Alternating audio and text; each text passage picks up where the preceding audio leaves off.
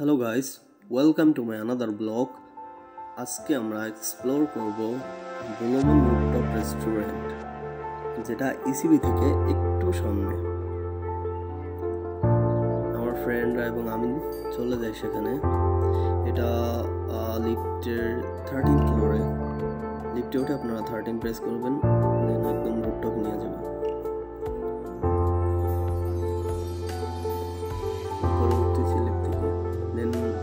চলে আসি সেখানে। আসার পর এদিকে একটা জুস বার আছে। এটা একটু এস্থেটিক টাইপের, কাইন্ড অফ এস্থেটিক টাইপের। লাইটিং গুলো ছিল খুব সুন্দর। রুফটপের উপরে সাইডে বসার জায়গা আছে, সাইড থেকে বসে খাবার খেতে পারবেন এবং পুরো সিটিটা দেখতে পাবেন। একটু ফন টাইপের ছিল এটা। এখানে বসে বাচ্চাদের মতো করতেছিলাম। এখানে একটা আপু আছে, আপুটা প্রতিদিন গান গায়।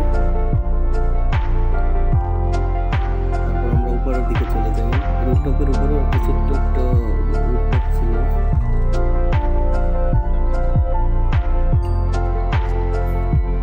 এদিকে ফ্যামিলিরা বসেছিল, আমি আমার ফ্রেন্ড এদিকে চলে যাই। দেখুন এদিক থেকে ভিউটা খুবই সুন্দর আসে।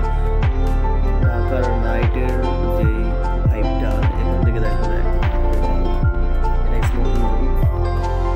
এদিকে একটা দোলনা ছিল বসার জন্য, দোলনার উপরে শুয়ে পড়ি। এদিক থেকে পুরো মিরপুরটা দেখা যায়। নাইট সিটি যদি দেখার ইচ্ছা থাকে তাহলে আপনারা মনে অবশ্যই যাবেন। এখান থেকে ভিউ খুবই সুন্দর।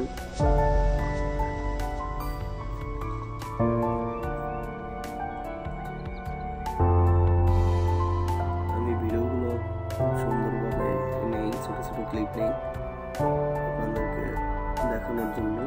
এদিকে আমার ফ্রেন্ড ছিল লজ্জাবতী। আমি আবার টাইটানিকের একটু ফিল নিতেছিলাম। মোট কথা, ব্লু মুন রুফটপটা একটু অ্যাস্থেটিক টাইপের। যারা অ্যাস্থেটিক টাইপের রেস্টুরেন্ট পছন্দ করেন তারা অবশ্যই ব্লু মুনে যাবেন। এদিকে ফ্যামিলির জন্য বসার জায়গা আছে নিচে 12 ফ্লোরে।